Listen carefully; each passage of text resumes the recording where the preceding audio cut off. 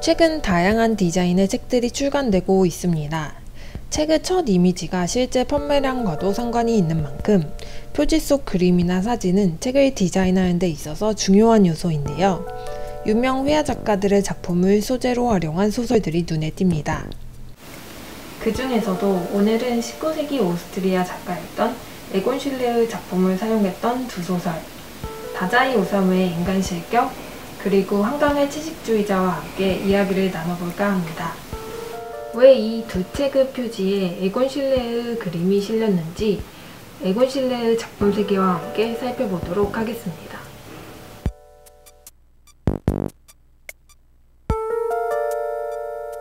인간실격은 주인공 나가 우연히 받게 된 노트와 사진 속의 인물 요조의 이야기를 짚어가는 형식으로 진행됩니다. 요조는 어린 시절부터 사람들이 통상 나누는 대화의 의미를 제대로 이해하지 못하고 상대방을 웃게 해줘야 한다는 일념만으로 광대짓을 일삼습니다. 학생이 된 요조는 자신의 이런 행동이 누군가에게 가짜로 비춰지지 않을까 마음을 졸이고 호리키라는 친구를 만나 활락을 배우며 그 공포로부터 벗어납니다. 방탕한 삶을 살던 요조는 점점 더 깊은 절망 속으로 빠지게 되고 몇 번의 자살 시도 끝에 가족과 친구의 회유로 정신병원에 입원하게 되죠. 그리고 자신의 상황을 인간실격이라고 이야기합니다. 인간실격의 한국어판 표지 속 그림은 에곤 실레의 꽈리 열매가 있는 자화상입니다. 에곤 실레의 자화상에 대해서는 타시는 아트북 에곤 실레 베이지가트 2.0에 자세히 나와 있는데요. 우리가 흔히 봐왔던 자화상들과 달리 자세가 불편하고 몸도 상태가 좋지 않아 보이고 표정 또한 밝지 않습니다. 표현 기법 또한 거칠고 긁어 문지른 흔적으로 가득 차 있습니다. 에곤 실레는 왜 자신의 모습을 이렇게 그려냈을까요? 기존 뒤러 혹은 렘브란트의 자화상을 보면 경건하게 자신들의 모습을 거울에 비친 듯 그대로 담아내려고 합니다. 뒤러는 자화상에 개인의 정체성이 드러나야 한다고 생각했습니다. 개인, 인디비주얼, 말 그대로 분리될 수 없는 존재로 인식한 거죠. 작가들은 자화상을 반복하여 그리면서 점점 더 확신에 찬 자신의 모습을 표현하고 늙고 추해지지만 점점 성숙해져 가는 자신을 그리기도 했습니다. 하지만 에곤 실레는 달랐습니다. 에곤 실레는 자신의 자화상에서 분열되는 자아를 보여줍니다. 불편하고 왜곡된 자세, 비현실적으로 마른 몸, 불쾌하고 어두워 보이는 눈빛과 표정, 파격적인 헤어스타일, 그리고 태저감처럼 울퉁불퉁한 질감과 색채 등 기존 자화상에서 볼 수 없던 표현들이 나타나죠. 이는 마치 인간실격 속 요조의 분리된 자아를 보여주는 것 같기도 합니다.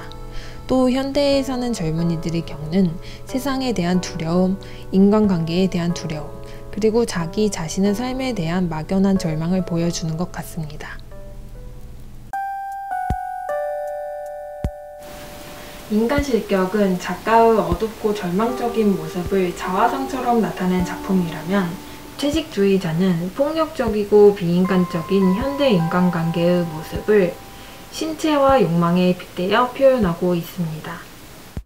채식주의자인 영애는 언젠가부터 꿈에 동물이 피를 흘리며 죽는 것을 보게 되고 이후로 육식을 전혀 못하게 됩니다. 하지만 영애의 남편과 엄마는 그녀를 이해하지 못하고 육식을 강요하게 되는데요. 인물들은 그 과정에서 서로 신체적, 언어적으로 폭력을 행합니다. 그리고 영애는 점점 아무에게도 상처 주지 않고 온전히 혼자 고립되어 살아가는 식물이 되고 싶어 합니다. 이런 모습을 영애의 형부는 미디어 아트로 담아내려고 하는데요. 병적으로 식물이 되고 싶어하는 영애의 몸에 꽃을 그려주며 영애의 상처를 간접적으로 남아 이해하게 됩니다. 그런 과정에서 형부는 영애와 관계를 맺게 되고 우연히 이 모습을 본 영애의 언니는 크게 상처 입고 자신의 결혼 생활과 인간관계에 대해 깊은 환멸을 느낍니다. 표지로 쓰인 에곤 실레의 작품 네그루의 나무는 채식주의자 속 서로를 전혀 알지 못한 채 고립되고 상처 입어가는 주인공들을 보는 것 같습니다. 각기 멀찍이 떨어져 있는 나무들은 그 정도는 다르지만 곧 잎을 떨구고 앙상해질 것입니다. 에곤 실레는 풍경화에서도 자신만의 목가적인 감성과 함께 표현주의적 기법과 어두운 색채를 사용했습니다. 특히 도시 풍경화에선 화면 전체의 드리운 어둠과 거친 질감을 느낄 수 있는데요.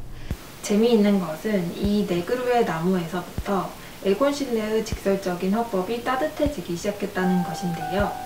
이는 에곤 실레가 당시 겪었던 삶의 변화와도 연관이 있습니다. 에곤 실레는 어릴 적 존경하던 아버지가 매독으로 성격이 난폭해지는 것을 경험합니다. 또 이런 아버지가 일찍 죽었을 때 한없이 냉정하던 어머니를 환멸합니다.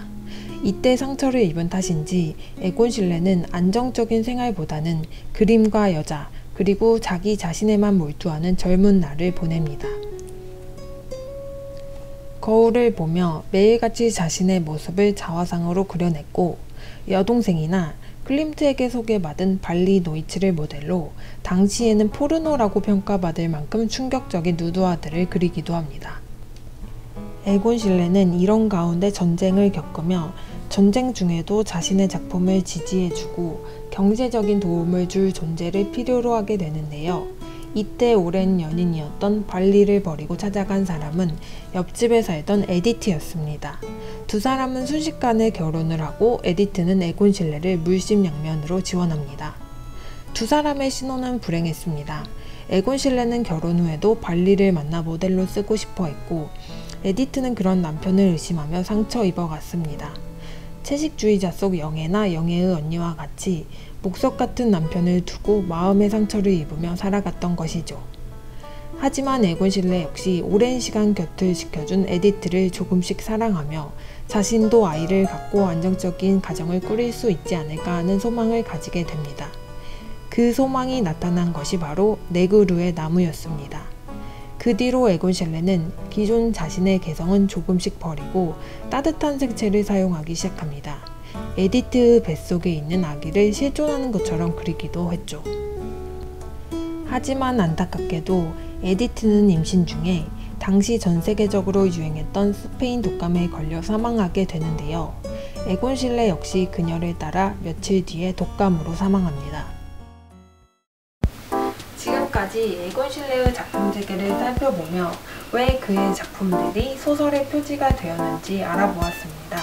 작품을 보는 것만으로도 매력적이지만 작가의 생애와 함께 살펴보니 더욱 깊이 있게 다가옵니다. 에곤 실레의 다른 작품을 감상하고 싶으시거나 에곤 실레에 대해 더 궁금한 게 있으신 분들은 타시엔에서 나온 에곤 실레 엑스라지 판형, 에곤 실레 베이지가트, 에곤 실레 40주년, 그리고 번역서까지 타시엔의 책들을 추천드립니다. 보다 더 좋은 컨텐츠로 찾아뵙겠습니다.